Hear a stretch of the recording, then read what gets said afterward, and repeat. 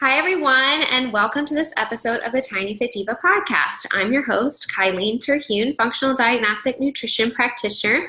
And today I'm here with some super cool twins, Stacy and Erin. And I met them about a month ago, and I'm just really excited to introduce you to them. They are seriously like the nicest people ever. In addition to doing some really cool things. So let me tell you about them. Stacy Claxton is a transformational coach who shows committed action takers how to overcome their biggest physical, mental, emotional, relational, professional, and financial blocks so they can heal the past, show up fully alive and confident in the present, and create a healthier, happier, and more powerful future. Stacy infuses her practice with the knowledge, skills, and experience gleaned as a health practitioner, guiding clients through whole body change. Her practice blends ancient and modern modalities, including Ayurveda, yoga, breathwork, functional diagnostic nutrition. Hey, we all know what that's about. Emotional freedom techniques, and more. She's also the founder of Preparing to Parent, an online community dedicated to growing families with purpose on purpose.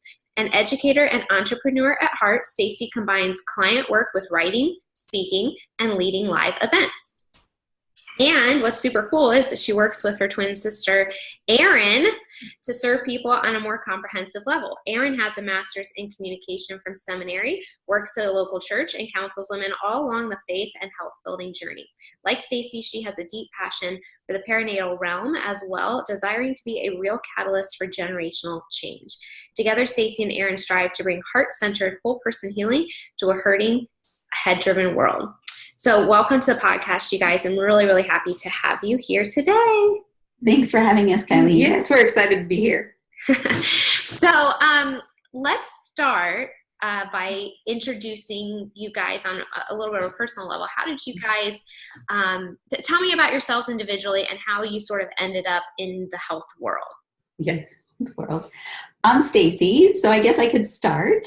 My journey to being a health practitioner started not in the health space at all. So I started several years ago in the publishing world. So my background was in editing, typesetting, proofreading, managing large projects, really working with books and words. And I really enjoyed that kind of work. But at the same time, I felt like there was something missing, that there was some sort of meaningful impact on everyday lives that I wasn't quite getting to. And that's when feeling that misalignment and feeling the sense of something more, that's when I decided maybe it's time to step out and do something different. And so literally, I had come up on 6 years in publishing, and I took a Sabbath year. I took a year off to do something different, took my own little sabbatical of sorts. I did this 180, and I moved across the country and started studying ancient healing.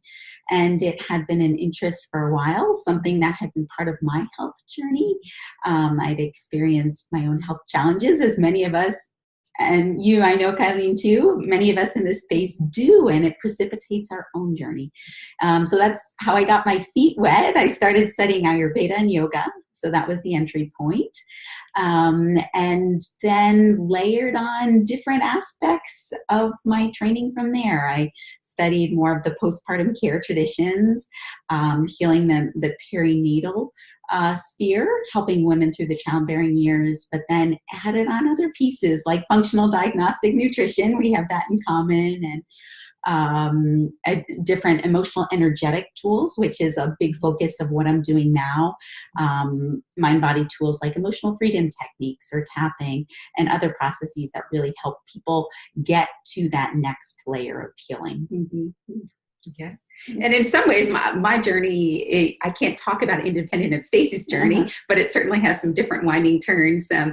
Both of our backgrounds, we come from athletics. So we had a little bit of an awareness, even growing up, starting in competitive athletics really young, that what we do to our body does impact our performance, but we were more driven by the immediate performance rather than understanding the whole body and how it plays out over time. So I think that that's something that's really come to us, that recognizing the stewardship that isn't just about tomorrow's race, grace that really is a wider perspective. But for me, I would say that it began as more of a spiritual journey. I was working at a job I loved in Maryland, but I felt like God told me that I was heading towards a different track, more towards a relational ministry, and putting that full-time, that kind of relational person-to-person understanding, more the spiritual care of souls. And so I packed up about 10 years ago my job and went on a 3-month cross-country road trip, similar to Stacy's a few years later, but that she did, but mine was more to seek what the next step was. And so I did some writing on that trip, and I also did some reflecting, and I met with a lot of people. And so that led me to my next step, which ended up being seminary and studying communication, and understanding that there was much to learn about caring and counseling people, and that was more of the direction that I was going on, the spiritual emotional direction, being a Christian and studying at a Christian seminary. But what I didn't know is that world would merge even more with the physical and nutritional and all these ways that Stacy was learning when I would get married and shortly thereafter get pregnant and have this realization that my body wasn't my own. And I know that other women sometimes when they have a child, or even before they have a child and they're considering that, there's this even greater realization of the stewardship of a vulnerable soul. And for me, that was a really significant one, getting pregnant with my daughter and recognizing what I was putting in my body and having this intuitive sense that it wasn't just the food I was putting in or the chemicals that were around me, but it was how I was feeling and my emotions, and that everything about me that my baby was absorbing. And that I had a certain responsibility, not just to care for myself anymore, but to care for my family. And so that was really, it was converging at the time with where Stacy was on some of her training, and for us together to begin to wrestle through some of these things of what she was learning. And she shared so much with my family and was such an asset when I had my daughter. And so I feel like it's been a learning journey for both of us, but that really converged with the birth of my daughter. She'll be 4 in January. So it's been a few years that we've been on this journey, even more in a aligned complementary capacity. That's so cool. So I have many questions, but one is, where did you go on your 3-month journey? Well, Stacy, we have some interesting stories. Her road trip was very interesting too, so she can start. Okay, so actually, we both took several month-long journeys, but very different times of life for different reasons, and we went to different places. Yeah. And so when I was starting my sabbatical, I took the summer off, so I quit my job in May, and then I needed to start my training in the fall. And so I planned a road trip that would take me north into Canada. I was coming from the East Coast and then out west. And part of the impetus to go to Canada or other places was to volunteer at organic farms and actually get in touch with the land and sustainability and growing your own food, using herbs as medicine, kind of as a foretaste of where I was headed as far as healing goes. And so that was what I had planned and mapped as my journey to get to my final destination. Little did I know, in the middle of that, or actually more toward the beginning, I broke my ankle on a trail. And so I moved out of my home. I had packed up all my stuff. I had quit my job. I didn't have a place to land. And here I am, literally with my foot out from under me and no solid foundation. And so that was a huge turning point in my path as a healer, understanding what it's like to be in that place of complete vulnerability. I didn't have a backup plan when you can't walk. Especially I was moving across the country on my own, and I didn't have a home base anymore. And so that was a real point at which I needed to wrestle with what it's like to struggle to heal, what it's like to struggle to feel supported and seen and heard, and what it's like to step out as a healer and a patient in a different way. And so I feel like that was a pivotal turning point, and it was just amazing looking back that it happened at that moment. I stepped out and then realizing the power in going through a time of darkness and valley and suffering, and how that brought me through to what I can share and what I can understand and feel and see in the people I work with today. Yeah. And what's interesting is Stacy started her road trip with a clear destination and what her next step was going to be. But mine was more of a searching trip. And so the way I planned it out, I did like to say I'm not necessarily looking to go visit all the tourist places in the U.S. I went about 9,000 miles around the country, so covered a lot of territory.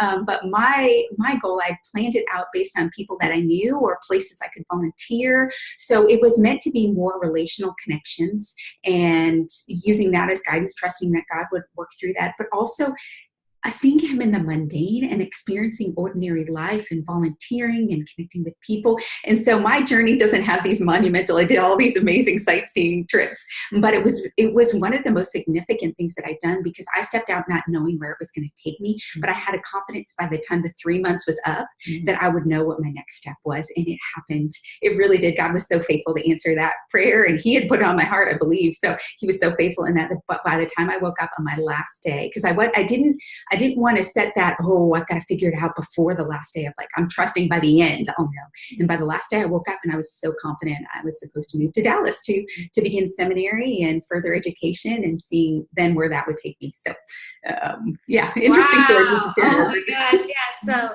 both of you really, I mean, it was like this deep searching moment really in your lives where you had these revelations by the end of what you're supposed to do and where you're supposed to go. And that's so cool. Yeah. And it's so interesting that both of you had to do that individually to more or less come back together.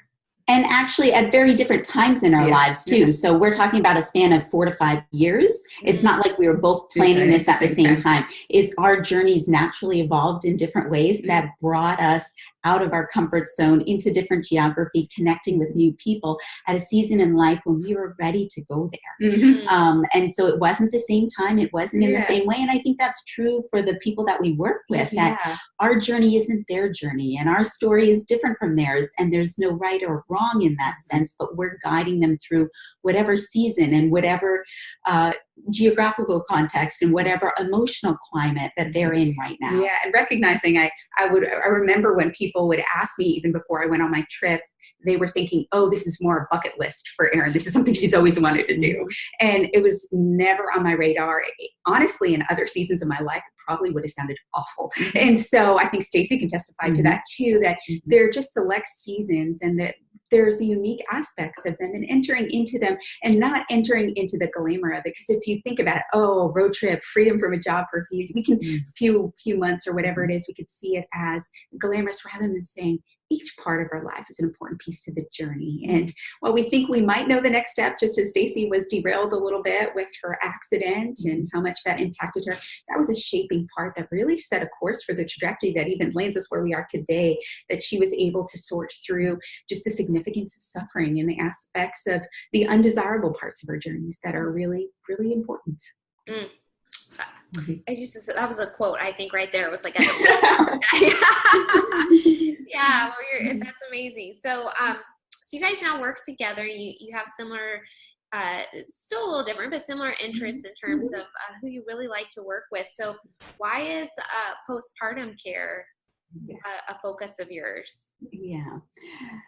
That's a multi-layered question, so I can answer it in a few different ways. Just getting back to the beginning, I think I felt the increasing press to support women because of what I saw when I was studying. So when I was in the student clinic and I started seeing clients, I often saw later middle-aged women who were experiencing a host of complaints that as I looked into their history and asked questions, I could trace it back to their childbearing years. And I kept asking, why wasn't this addressed sooner? And that was an answer that wasn't or a question that really wasn't being asked. And so I dove into really, what did ancient traditions think about the childbearing years? How did they approach preconception and pregnancy and postpartum care? And I realized that postpartum care especially is a huge season in the childbearing woman's life. And that's a period of time where she is going through this sacred transition from someone she wasn't, someone that she was before, to someone that she's becoming, evolving into motherhood, stepping into a space of unknown, but a beautiful space of becoming and changing. And literally every day is a new day with a newborn. And so I saw the power in that season. And then I compared that to our modern culture where women get no support after birth. It's essentially a visit or two, and they're left to their own devices, and they feel isolated and incompetent and anxious and nervous and overwhelmed and exhausted and all these emotions. But it was a season that is lacking support for women in a place that I could step into. And I know Erin's seen a lot of that as well. Yeah. And it's interesting that Stacy's journey in this area began before mine, that she decided to go further into the training, just recognizing this burden for these women that set them up for the rest of their lives. And I think that that's a theme that for both of us has continued, of recognizing the decisions that we're making today aren't just for today, that we're shaping who we are tomorrow and who we are for decades to come, if God gives us that many years. And so recognizing that this really shapes the trajectory of our life, how we respond today. And so recognizing such a vulnerable period that stepping into motherhood, it changes the rest of your life as those who've experienced it. And recognizing that some of the women that I was sitting with, more in the spiritual support and counsel side of things, just going to visit them in their homes at times, that Stacy has said it, that some of the words that I would hear, I would often hear things like shock, like this has been such of a shock, a transition into motherhood. And yet there was such an excitement before, and I think it wasn't a naive excitement. They were genuinely excited, but they weren't set up for success. And something that we're really big on is empowering women in their bodies and in who they are, and having this intuitive sense that recognizing they're capable to step into whatever it is that they're doing. And just seeing this void and feeling this burden because of recognizing that these women just aren't set up for success and empowered to step into motherhood. And one of the assets that I had was Stacy's support with her expertise during my postpartum care. And so I was coming at it having experienced a beautiful postpartum. And it was exhausting at times. Any time with a newborn is, and there were hard moments, but it was beautiful. And I look back on that time, it was joyful, it was peaceful. I had such beautiful bonding with my daughter. My body was physically nourished to be able to heal the way it was designed to, but I also just entered in to enjoy the space and to read with her and to pray with her and to sing with her, and to have that kind of connection that not only shaped my confidence in motherhood, because there's so much that comes your way that you're like, I don't know what I'm doing. And you're seeking God for wisdom and so many other things, but having this sense, I'm confident. I've been given this beautiful role of shepherding this soul, and I can do this. And so that confidence, but also that joy and that peacefulness, the bonding that sets our relationship up for the rest of our lives. And I think because of that focus in postpartum care that we're both passionate about, we realized that the relational bond between a mom and her baby, that shapes the baby for their entire future of who they are, that they're a being that can be heard and listened to. When they cry, their needs are met. They're held, they're comforted, they're secure, they're safe in this big, cold, scary world. All of these things are so crucial. And so what we were seeing in postpartum care really transfers to our work now, even working with those who aren't in that season. Right. But what I would add to that is we think about the baby too, and what Erin said about giving the baby the sense of security and the safe space so that they can launch into this big world. The mother is very much in that same vulnerable place. She's gone through so much with pregnancy and labor. It's exhausting physically, mentally, emotionally, in so many ways that part of postpartum care is mothering the mother. It's providing that safe, warm embrace for her to heal in.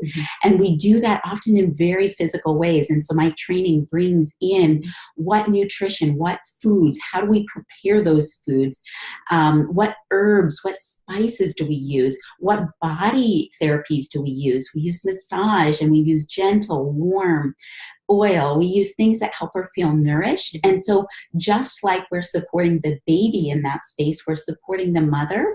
And that's really where the beautiful piece comes in, because that's where those ancient traditions thrive. They thrive in the sense of community, where we're actually stepping around this new mother. We're embracing her literally and metaphorically in this community space and creating the environment that then allows her child to thrive in. Yeah. And that's part of the generational impact of it. And even in Ayurveda and other traditions, they have sayings like postpartum care is 42 days for 42 years. And literally it translates one day of the mother's growth and healing and presence with her baby or one day of that impacts one future year in their life together.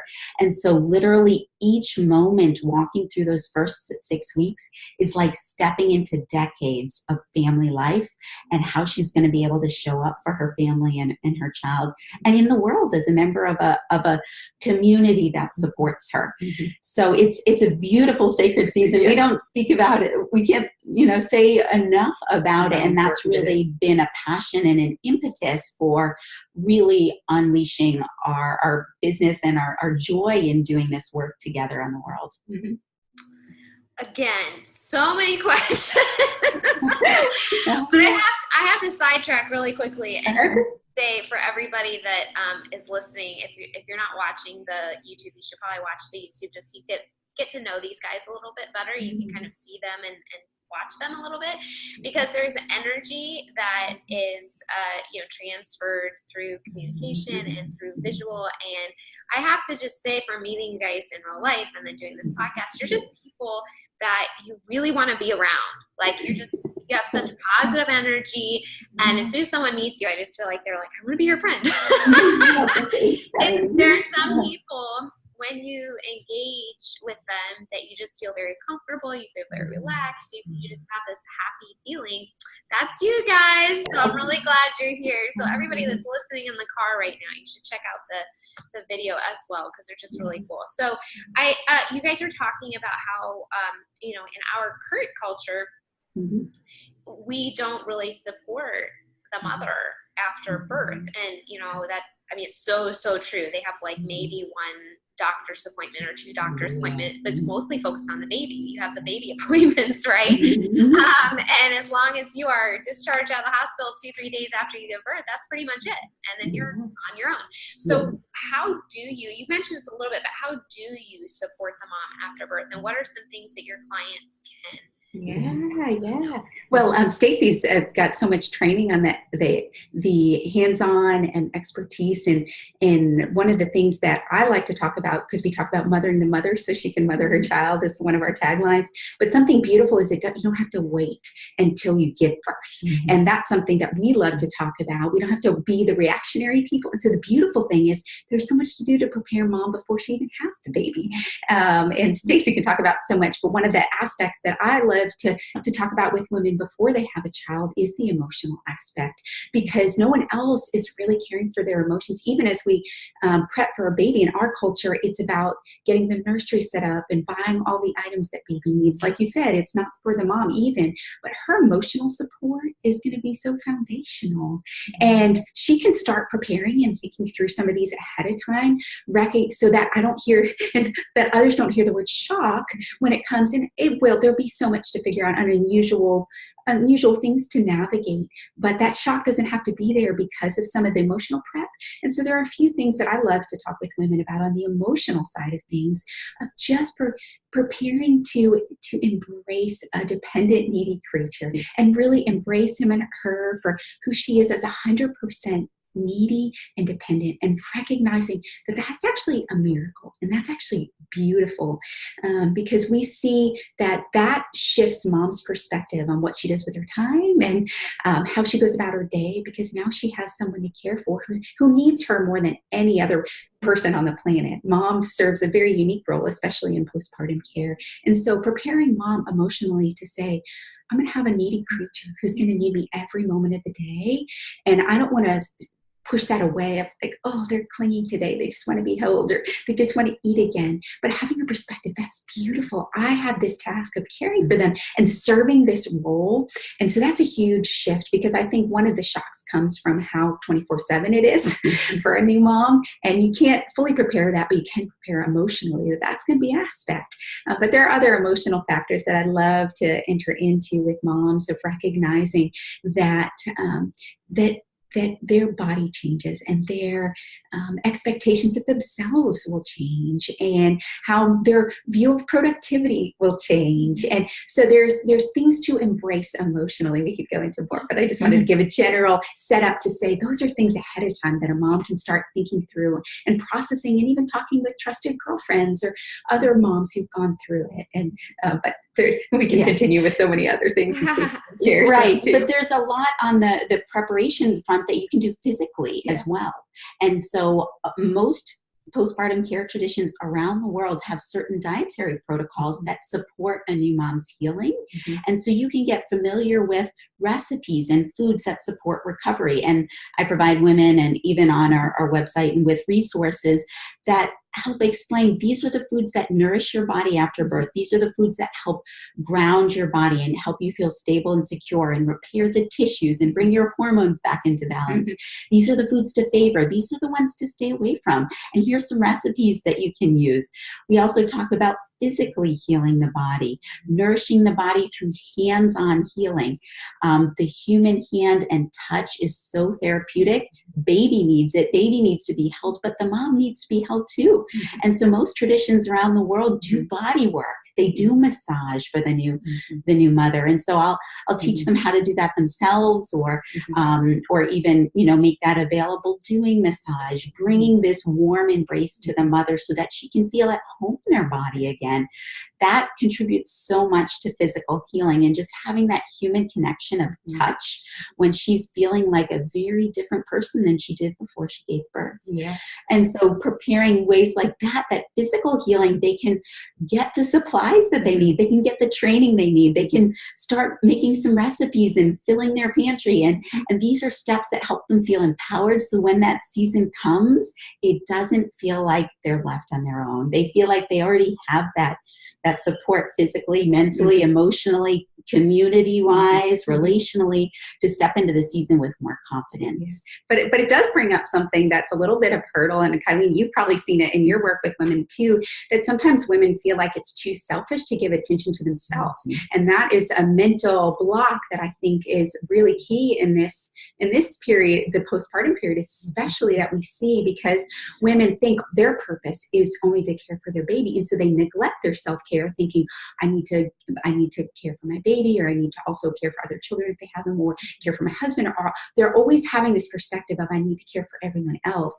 that there's this false message that's going out to women that says, if you take time for yourself, that's selfish. But I think we have this misunderstanding of what care for ourselves actually is, and what's selfish and what isn't selfish. Because something, when we're talking about this specific season, but you can apply it to so many other seasons, and I'm sure you've seen it, Kylene, with your work, that caring for a mom and giving her freedom to care for herself is fueling her to be able to care for other people. If she doesn't care for herself, then she can't care for other people. And it's kind of this mistake to think, oh, I'm going to neglect myself because other people need me more. But until we're emotionally healthy, until we have the other aspects of more vitality and good rest and good nourishment, we don't have the reserves, and we don't have the capacity to really pour out the way that we want. And we see that all the more with new moms, because they are exhausted, and if their body isn't getting nourishment,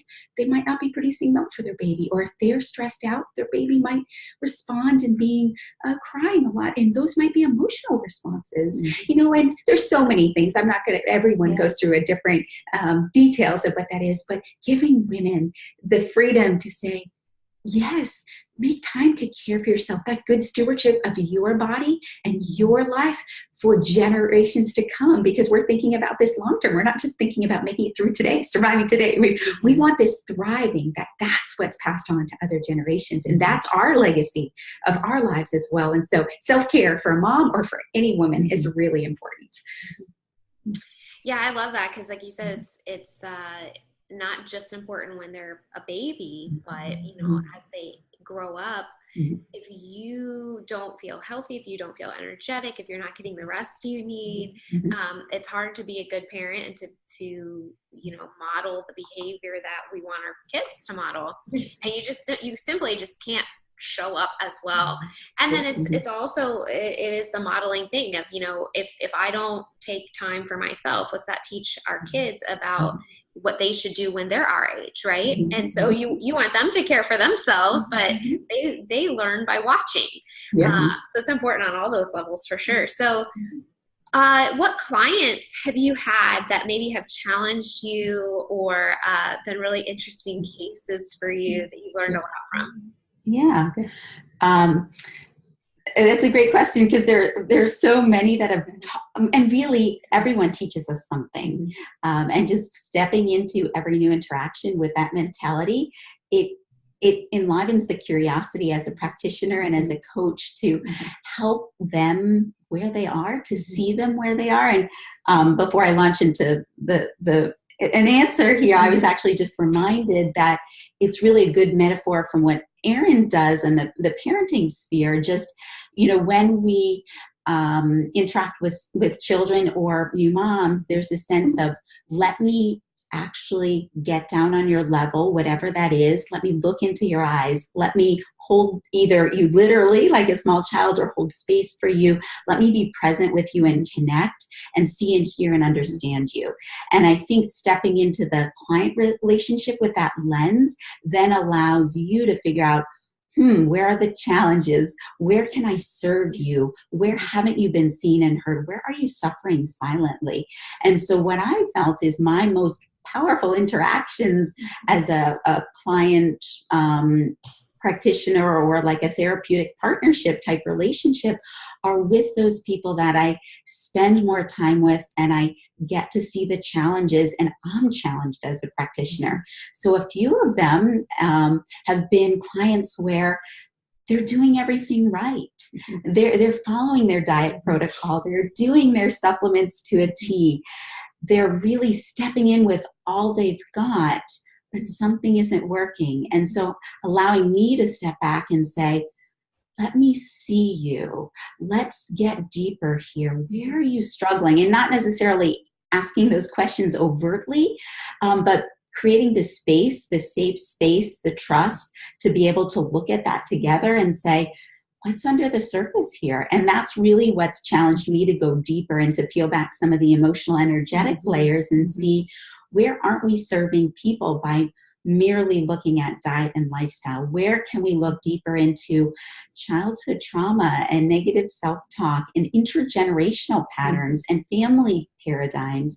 And where can we look at birth and taking my training in what is postpartum care and perinatal care, taking that now to the adult perspective and saying, what happened to you as a child in the womb?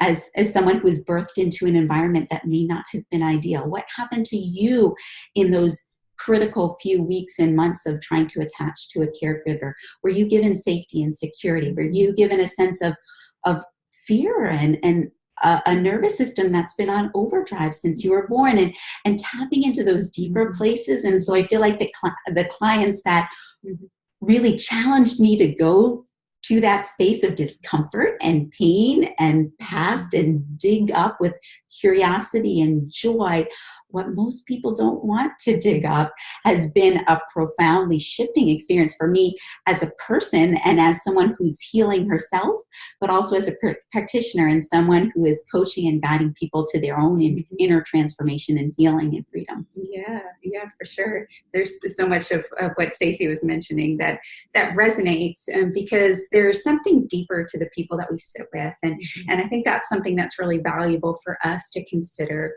is recognizing, and we have a worldview out of the Bible that believes God made everything and he made us in his image. And so we have an inherent view of humanity that is one that makes people worthy of attention and worthy of care, and really recognizing that people are uniquely made. Each one of them is made, but they're beautiful, and that there's miracle to it in each person that we meet. And that humbles us. It really does, to be a sojourner and not just to serve in a either, I'm here to, the counselor, or I'm the practitioner and you're this, but rather we're in this together. And so I think of these conversations or times that I've had with some women that have been really helpful. And it's been more of those mundane moments that have caught me off guard because of how simple that they have been.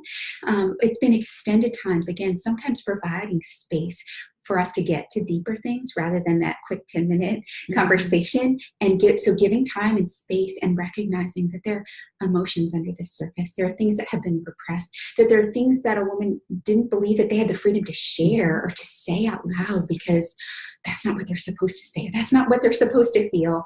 And so recognizing, providing a context that gives permission for women to express themselves and then to validate and speak back to them what they are expressing is so freeing. And it seems like it's been so simple, but those have been some of the really impactful conversations to me, because I've heard things like, no one's ever understood me before, or how did you know that's what I was feeling, or I feel like I'm not alone right now. Those powerful connectedness kind of moments where all I did was listen intently and try to understand what was going on, give them the freedom to express things like anger, which even validate, I understand why you were angry when that happened to you and that person did that to you. I hear you saying that you're angry, and giving them space to say, I was and I am. But we don't then say, okay, you're right to be angry and stay angry. We want to see greater freedom. But there has to be a place of acceptance and a place where they're free to express those things to find some further healing. And that's exactly what I'm finding too in my work, and why postpartum and perinatal care is close to our hearts, but it's only one piece of the puzzle. And it's actually it seems like a metaphor almost for the other work that we do and can do in the world, in the sense that, yes, we are creating space for women, especially women kind of in that childbearing season, to come to those emotional conclusions and also to echo back to them and reflect what we see and validate and give them permission. But I see that just as a tiny piece of what I'm doing with other clients too, as a transformational coach, and just being present with men and women, regardless of their season in life, regardless of whether they have families and children, and holding that sacred space for them and saying, you are in a season of transition. It might not be a postpartum transition, but it's some sort of transition between who you've been and who you can be. And I can sit as a witness and a partner in that space with you and help you see what you need to process, reflect back to you, give you permission to experience all sides of your humanity. We talk a lot about, what does it mean to be fully human? What is it like to own all sides of ourselves? And we're taught so much from a young age through words or behaviors that certain things aren't safe or acceptable or right to feel or to express. And so we're taught that we can't be weak or selfish or needy, or we can't be angry, or we can't have moments where we feel clueless or insensitive, or we just want something pleasurable, or we just want to please someone. We can't feel all these things because we're told, and it's ingrained, that it's wrong and bad, and we press it down. But when we help, whether we're talking to a new mom or if I'm working with a client more on a transformational coaching type level, we give them space to experience those, to echo that back to them, so they can own all parts of themselves and step into a space that's fully human. Because when you need to cut off elements of emotion and elements of who you are and elements of your past, you start to cut off parts of yourself, and you can't be fully alive and fully powerful and vibrant and confident, and you can't really step into your purpose in that same amazing way if you've really severed parts of what it means to have the full human experience.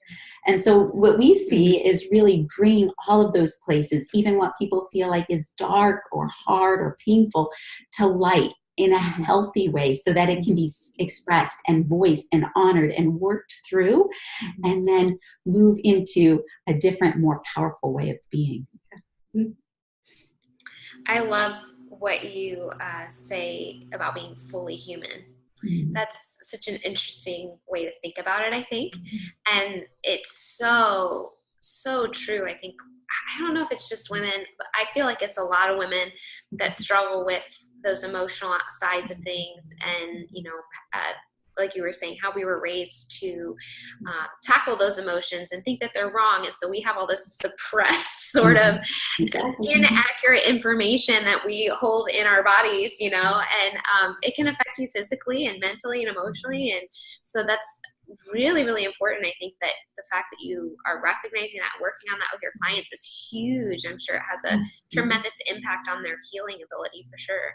Yeah, and I will just echo that back to you, Kylie, because it is huge. It is physical, it is mental, emotional, it's social, it's spiritual, it's all of these. And that's why bringing actual mind-body tools to it, like actual hands-on, heart-centered, mind-body, how can I integrate the physical being with the emotional being is really key. And so we are doing a lot of talking today, and some people might feel that it's a little ethereal. We're kind of in the clouds, like how do you bring it down to my day-to-day life? And that's where I can step in. And I'm sure you do as a practitioner yourself, Kylie, and bring in, yes, we can bring in the very physical things. We can bring in the tools we know from diet and lifestyle. We can bring in habit change and routine, but I can also bring in some of the emotional, energetic, hands-on, body-centered therapies that then shift the nervous system.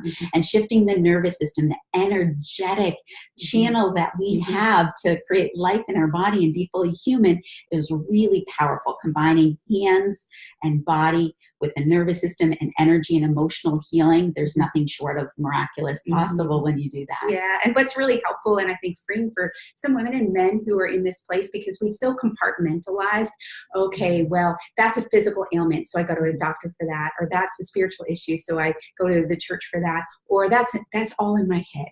And we hear that's something that's common that maybe you hear too, of someone just thinking that, oh, it's just a mental issue, it's all in my head, rather than saying there's things that our body has internalized, even stored in our nervous system, that it's more than just compartmentalized to a part of our body. And that when we're talking about healing the whole person, which is something that we emphasize over and over, then we recognize that there's an integrated aspect to everything that we are and everything that we do. And so empowering people with the tools and some helpful framework to not say, oh, just outsource that to a doctor because it's physical and that's just in your head, so you just need to talk through it because it's mental. And giving people space to say, you're a whole being.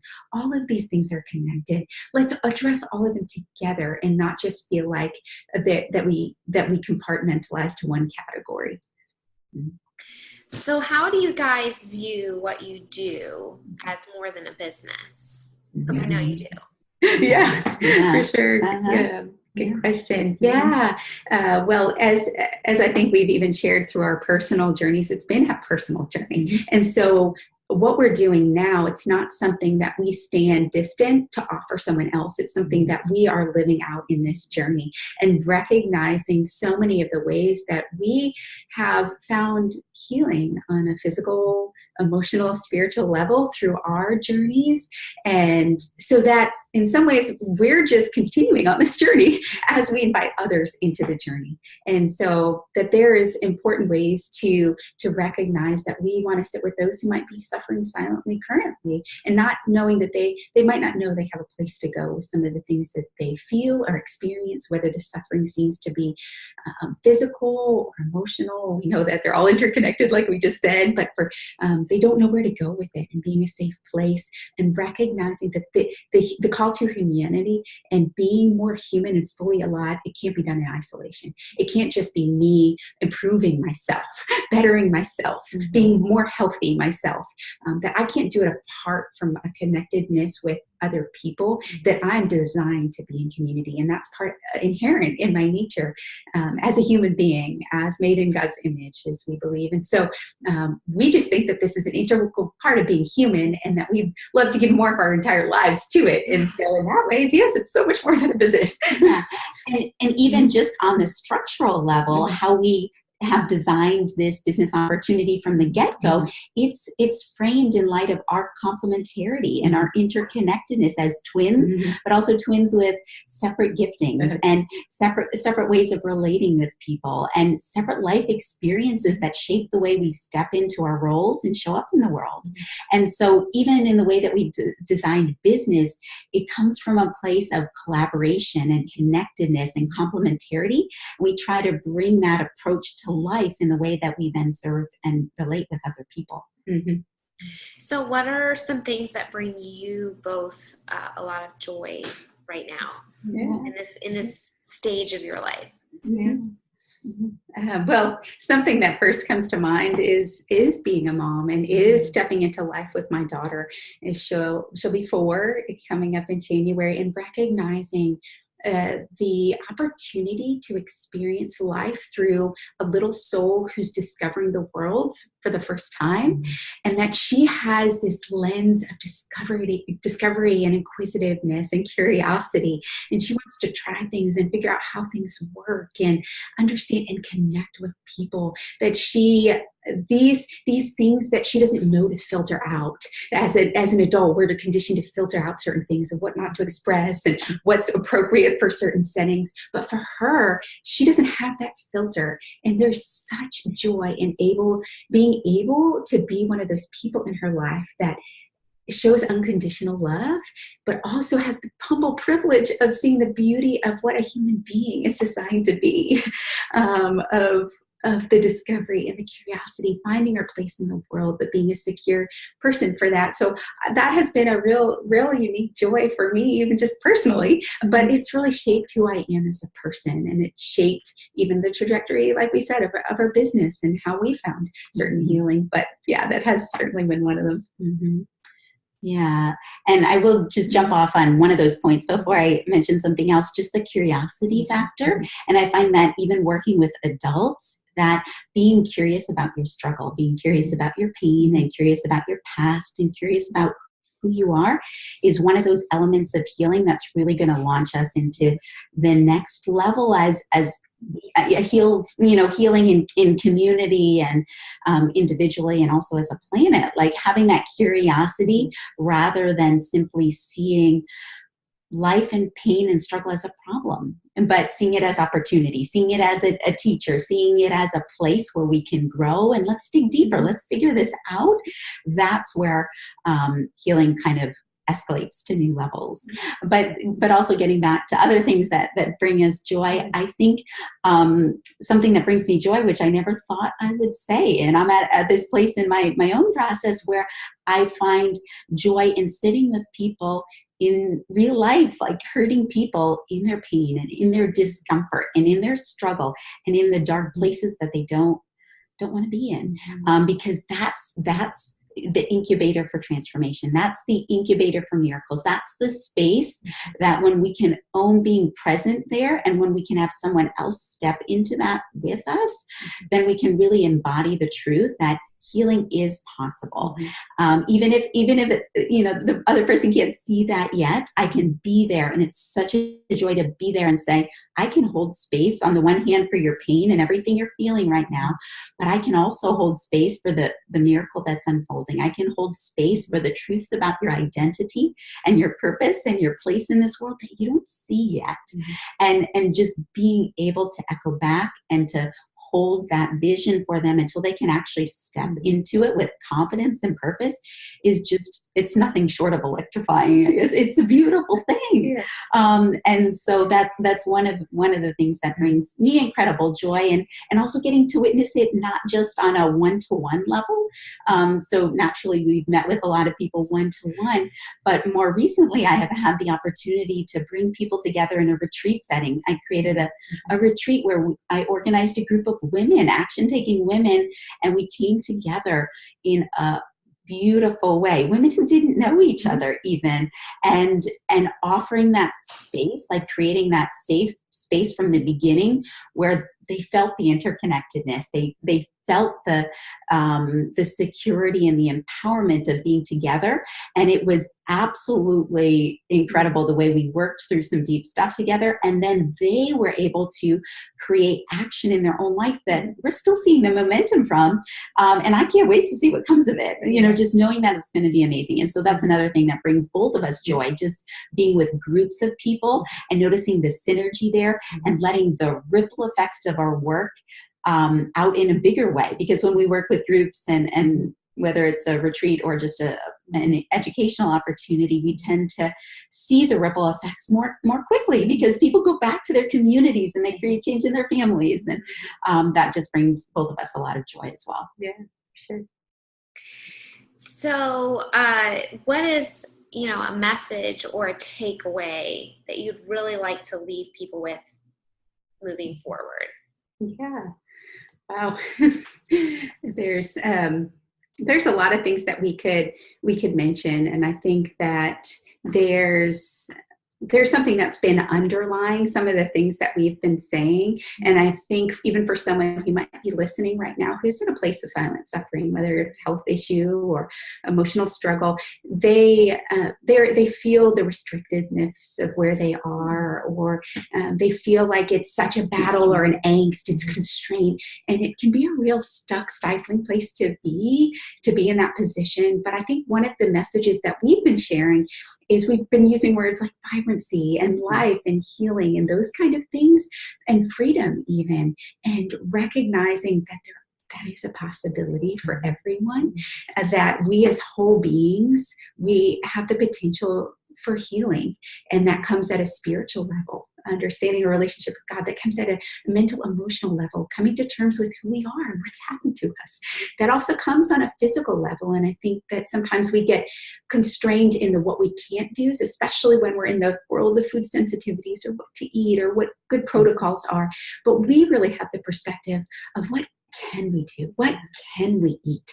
And giving people freedom to change their perspective then on how they're facing their struggles, and rather than feeling the restraints of what they can't or how it's bringing them down, rather seeing this aspect of freedom that says within healthy boundaries, God has created so many foods that are nourishing for our bodies. He has given us so many contexts for healing on an emotional and spiritual level.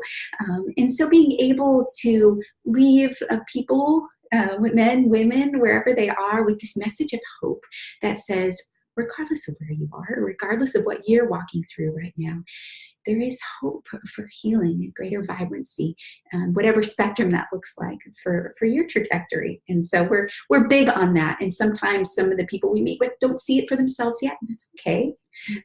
But we can stand in the gap in some ways and extend that hope and that possibility and be along the journey with them, that's possible.